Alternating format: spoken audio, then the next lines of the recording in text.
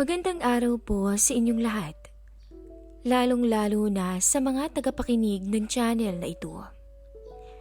Tawagin niyo na lang po ako sa pangalang Kim. 35 anyos, may asawa at isang anak at nagmamay-ari ng isang malaking convenience store sa aming lugar.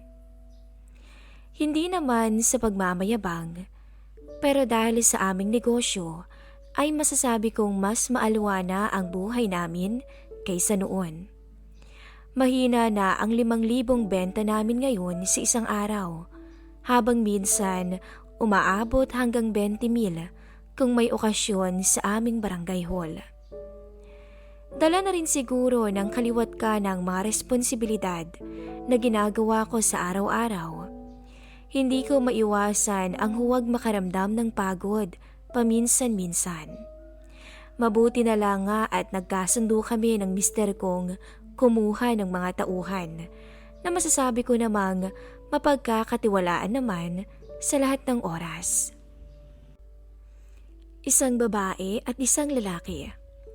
Si Che na nagsisilbing cashier at runner ko kapag mga may kailangan kaming bilhin para sa tindahan. At si Paul naman na nagsisilbing boy namin. Siya ang nagbubuhat ng mga deliveries at ang bahala sa pag-aayos ng mabibigat na mga panindang inilalagay namin sa estante. Nasa ibang bansa kasi ang mister ko, kung kaya naman mag-isa kong pinapatakbo ang aming negosyo habang inaasikaso rin ang lahat ng pangangailangan ng anak naming nasa elementarya na ngayon. Paul, pwede mo bang tulungan ako saglit dito? Hindi ko natiis na huwag tawagin si Paul, kahit alam kong abala ito sa dumating na delivery ng bigas. Alisto naman siyang lumapit sa akin, tsaka pinagmasdan ang ginagawa ko. May papakuha kayo sa taas, madam? Kunan mo nga ako ng 3 box ng detergent powder. Dadaanan daw kasi yan ng coop mamayang tanghali eh. Kung tutuusin, madalas ko namang inaasikaso ang mga rush order nang walang tulong ng iba. Pero pansin ko kasing parang ang bigat talaga ng pakiramdam ko nitong mga nakaraan. Minsan gusto kong humilata na lamang pagbangon dahil ayaw makisama ng katawan ko pero hindi pwede. Habang kinukuha ni Paul ang pinakuha ko, minabuti ko namang kumpletuhin ang iba pang nakalagay sa listahan. Maya-maya, napadaing na lang ako habang hindi maitatago ang sakit na nararamdaman sa ekspresyon ng mukha ko. Nagmamadali naman akong nilapitan ni Paul na halatang nagulat din. Ano pong nangyari? Bumuntong hininga ko habang hindi pa rin tumatayo sa kinauupuan ko dahil sa nangyari. Yung likod ko kasi, parang binagsakan ng semento sa sobrang bigat. Basta hindi ko ma-explain. Nagtaka siya sa sinabi ko at tinitigan ako na para bang may gusto siyang sabihin sa akin. Pero hindi niya tinuloy, kung kaya naman naunahan ko pa to. Pwede ba akong makisuyo sa'yo? Pakikuha naman yung efficacent oil sa may table ko. Nakakahiyaman dahil sunod-sunod na ang naging utos ko sa kanya ngayong umaga. Pero wala naman kasi akong ibang mahinga ng tulong. Maaga kong inutusan ang cashier na bumili ng mga fast-moving items namin sa wholesale habang maghapon naman ang anak ko sa school dahil may practice sila ng sayaw. Kung pumayag lang sanang mister kong magpamassage ako noong nakaraang linggo, hindi sana mananakit ng ganito ang likod ko, pero wala siyang tiwala sa mga home service. Baka raw kasi pag-interesan pa ako ng iba, lalo kung lalaki yung magsiservice. Maganda pa rin naman daw kasi ako sa kabila ng aking edad. Malaporsilana pa rin ang kutis ko, kung kaya naman takot na takot ito na madapuan ng ibang lalaki ang kutis ko. Hindi pa man nakakapag-abroad ang asawa ko noon, ay talagang seloso na ito. Pero mas lumala ngayong malayo kaming dalawa sa isa't isa. At isang beses sa isang taon na lang siya kung makauwi ng bansa. Bahala na. Pasikreto na lang ako magpapamasahe sa linggo dahil ako rin naman ang mahihirapan kung magkataon. Salamat. Yun na lang ang nasabi ko kay Paul nang makuha niya ang pinakuha ko. Nanatili naman siyang nakatingin sa akin na para bang inoobserbahan nito ang bawat reaksyon ko.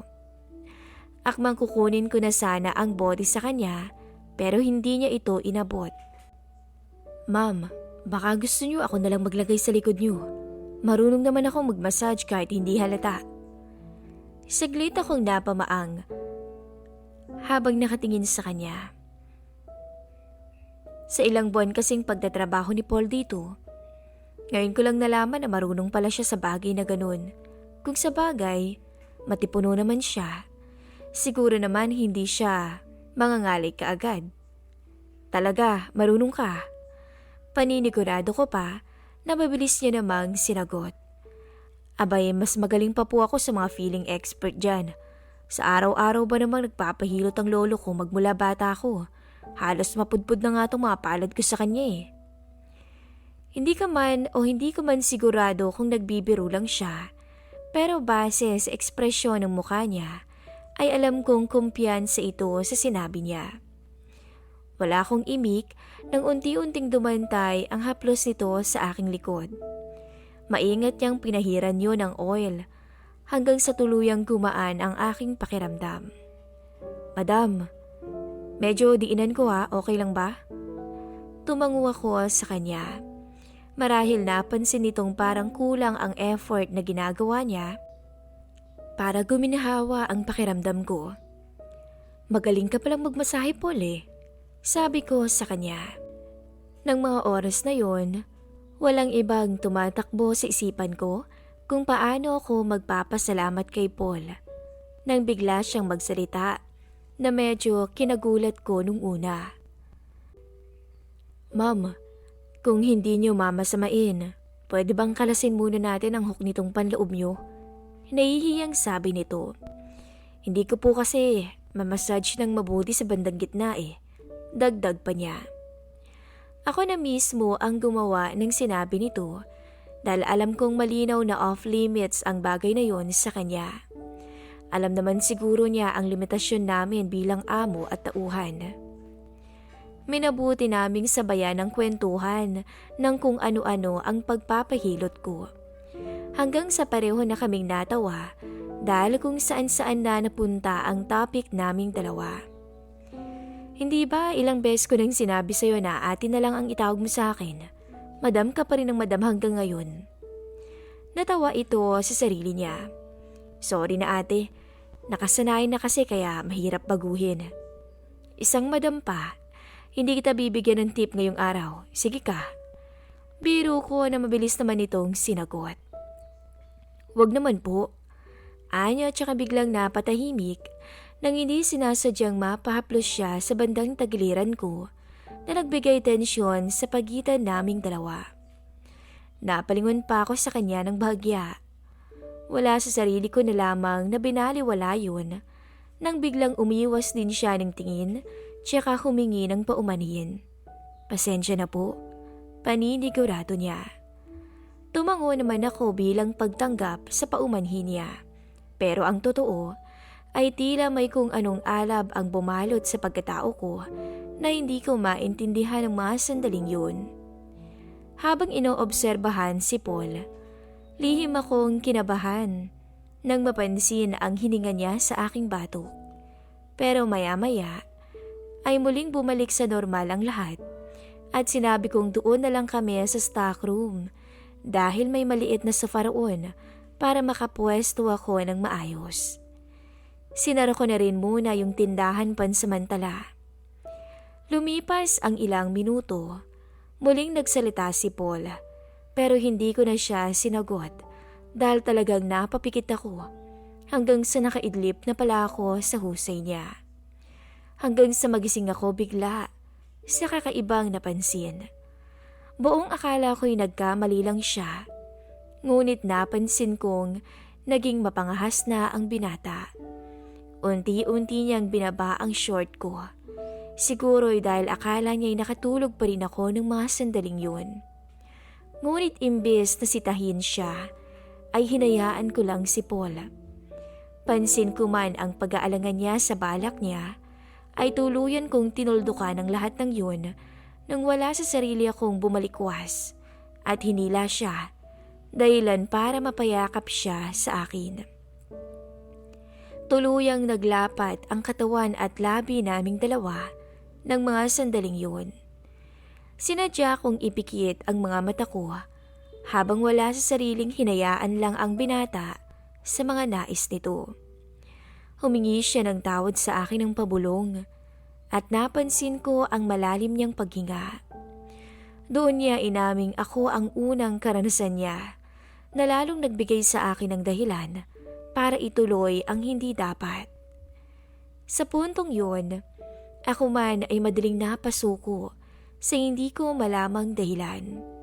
Siguro dahil na rin sa uhaw at pagkasabik ko sa asawa ko na hindi sinasadyang maipasa ko pansamantala sa binatang sinubukan lamang akong tulungan.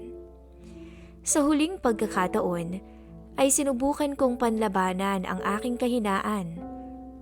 Ngunit sadyang tao lang ako. Tao lang na kapag nasa sitwasyong alanganin ay mahirap nang makaiwas pa. Sa huli hinayaan kong ako ang maging unang karanasan ng binatang boy namin sa tindahan. Ibinigay ko kay Paul ang tip na hindi ko inaasahang maibibigay ko sa kanya at tinanggap niya naman yun nang walang pag-aalinlangan. Marahil dahil sadyang lalaki lang din siya at may kahinaan din. Nang araw na iyon, ilang beses kong hinayaan ang boy namin na gawin ang nais niya sa akin sa loob ng stockroom. Kahit paminsan-minsan, naririnig kong may mga taong dumadaan at nagtatanong kung bakit sarado daw ang convenience store ngayong tanghali. Lingid sa kaalaman nila ay may kababalaghan na pala akong pinagkakaabalahan ng mga oras na iyon. Halos mataranta ako sa pagsisisi matapos ang namagitan sa pagitan naming dalawa ni Paul. Hindi na mauulit ate, isang beses lang, pangako. Anya na para bang binabasa nito kung anong tumatakbo sa isipan ko ng mga oras na iyon. Ayokong mawala ng trabaho at mas lalong ayokong mawala yung tiwalang binigay niyo ni Sir sa akin. Bumuntong hininga ko tsaka napangiti na lamang dahil tulad niya ay tuluyan na rin akong binalot ng aking konsensya. Sa aming dalawa kasi, ako naman talaga ang may kasalanan dahil hindi ko siya tinanggihan. Imbis na labanan ang kahinaan, ay tuluyan pa akong nagpatalo. Halos ilang linggo din kaming nagkailangan na dalawa hanggang sa unti-unti ring bumalik sa dati ang dati naming samahan ni Paul. Hinayaan ko na siyang madam ang itawag sa akin dahil napagtanto kong tila nababawasan pala ang limitasyon kung ate lang. Napansin naman ng asawa ko ang pagbabago sa aking kilos. Kung kaya naman inamin ko ritong nagpamassage ako nang hindi nagpapaalam sa kanya. Hindi ko sinabi sa kanya na ang boy naming si Paul ang gumawa at humingi na lang ako ng tawad dito sa paraang ako lang ang nakakarinig. Alam ko kasing mali ang nagawa ko at nangako naman ako sa aking sarili na hindi na ako muling magpapadala sa isang nakaw na sandali. Hanggang dito na lamang po ang ating istorya at paalam.